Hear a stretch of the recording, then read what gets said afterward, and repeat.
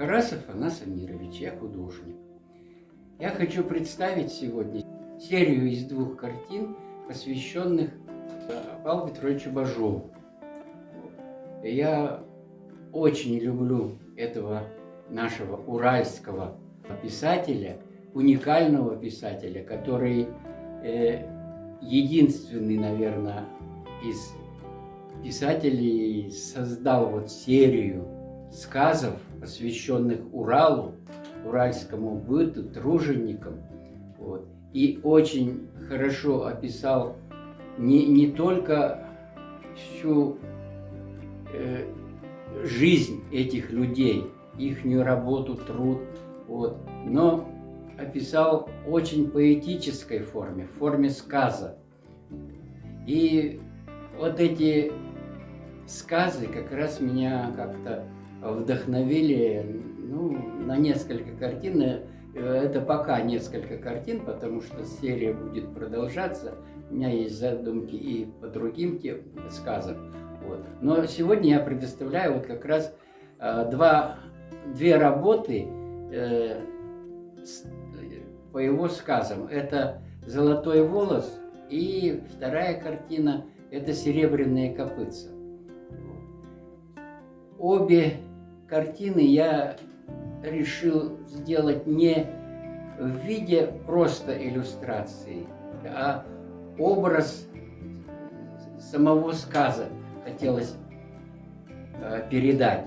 И вот в первой картине «Золотой волос» это сюжет такой, когда башкирский джигит, богатырь, охотясь в лесу, встречает красавицу с золотыми волосами на берегу озера. Вот, он влюбляется в нее, и любовь у них оказывается взаимной. Но большая помеха, что отец этой девушки – это Полос, который хранитель золота всего Урала. И девушка, когда башкирский джигит говорит: я тебя увезу, она согласна, но говорит: вряд ли ты сможешь, потому что у меня отец притягивает все золото, которое вокруг. И если мы не успеем убежать, вырваться за влияние этого кольца, его силы, то он меня заберет.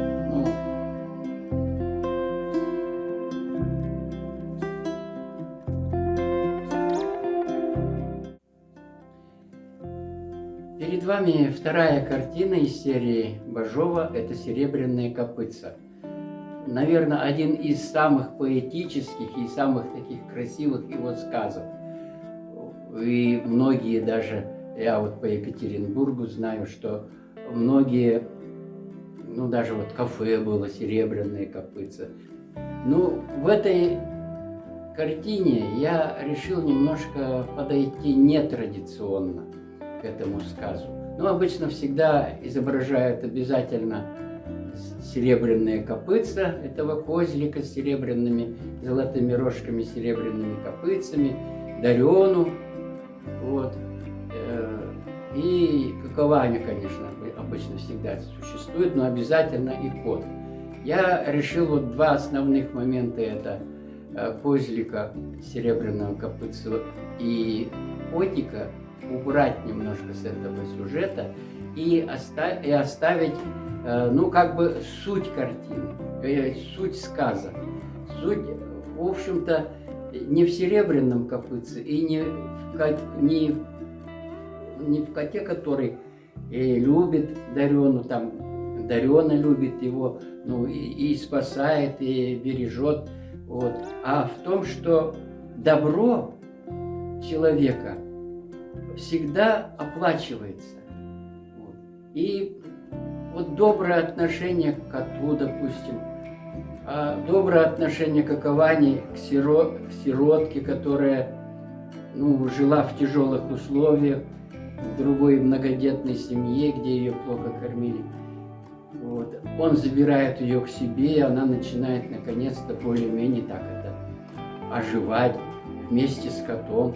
И этот добрый дед Какованя, хоть он на вид и суровый охотник, ну, типичный уральский такой человек, вот, он очень по-доброму относится к сиротке. И вот эта вся доброта, она как бы по сюжету Бажова обязательно оплачивается. Кот дружит с козликом, с серебряным копытцем, а козлик как бы благодарит и за кота, и за все, ну, такими самоцветами богатства. Вот этот момент я как раз изобразил. Ихний избушка, где они, охотничья избушка, где Дарена провела несколько таких тяжелых дней, когда Какованя уезжал в деревню. Вот. И в это время, к приезду уже, к приходу Каковани, он не узнает свою избушку, потому что вся избушка охотничья, она светится самоцветами. Ну, вот этот момент как раз у меня изображен. На фоне светящихся самоцветов, ну, два человека, любящих друг друга, это Дарена и Какованя. Вот сюжет этого сказа.